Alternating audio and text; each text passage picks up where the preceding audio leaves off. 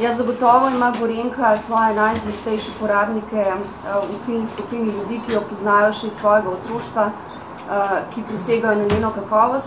Je pa res, da so mladi potrošniki bolj zahtevni, da jih je težje očarati, da jih je tudi težje obdržati in da so tukaj potrebni tudi malo drugačni prijemi, da tradicija kot taka in da tudi kakovost kot taka dostikrat ne zadostuje za to, da je blagovna znamka v vrhu priljubljenosti pri mlajši populaciji.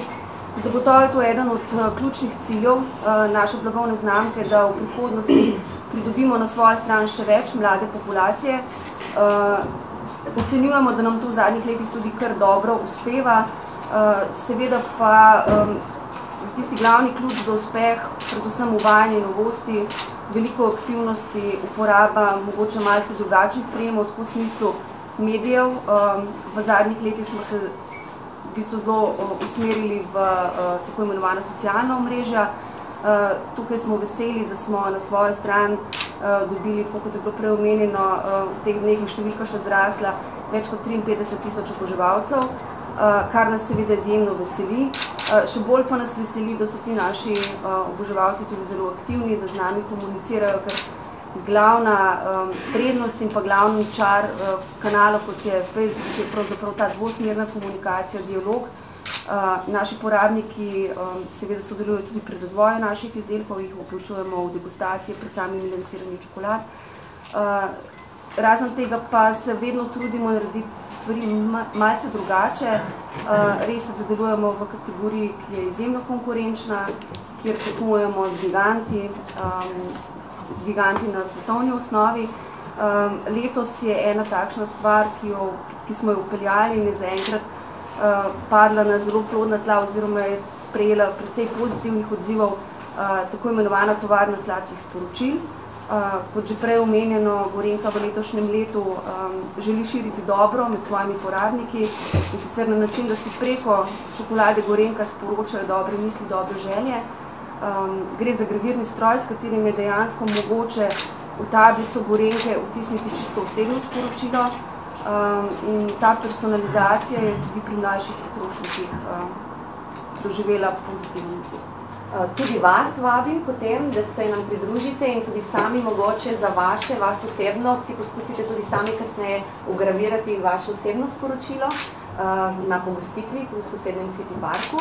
Mogoče še za zaključek, kakšna presenečenja še sledijo v letošnjem letu, pa če lahko mogoče datume dneve odprtih vrat, ker bo možno tudi proizvodnjo si pobliže ogledati, poveste, kateri so te datumi? Ja, kot rečeno, se je leto polno vsega dobrega začelo pravzaprav to pomlad. Začelo se je s samim lansiranjem tako imenovane retro edicije, ki ste jo verjetno tudi v trgovinah že opazili. Ob 90. obletnici smo na trg uvedli 4 okuse Gorenjkinih čokolad v njeni stari podobi iz 80. let, preden se je iz Gorenjke umaknila njena znana punčka. Razen tega in celotne kampanje, v kateri pravzaprav širimo dobro med našimi porabniki in že omenjene tovarne sladkih sporočil, nas izjemno veseli, da nam je ob 90. obletnici Gorenjke uspelo zbrati drobce zgodovine čokolade na Slovenskem, seveda s pomočjo muzeja Radovljica in pa gospoda Janeza Damjana. In tako smo pripravili neko razstavo o razvoju čokolade na Slovenskem in pa seveda predvsem razvoju Gorenjke, ki bo danes tudi premierno predstavljena in bo potem potovala skupaj na naših čokoladnih dogodkih po celotni Sloveniji.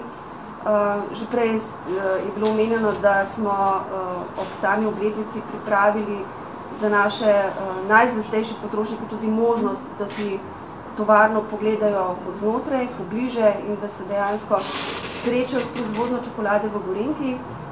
Dneve odprtih vrat pripravljamo 14. aprila, torej jutri, 21. aprila in 5. maja. Moram povedati, da so termini že polno zasedeni, odziv je bil izjemen. Koliko ljudi pa se je že prijavilo? 400 jih dnevno spremljamo, tako da 1200 ljudi je v bistvu toliko je neka številka, ki jo lahko relativno lepo spravimo čez proizvodno s pomočjo izvodenja v 3 grupah hkratnih. Tako da se v bistvu veselimo stika z našimi porabniki že jutri.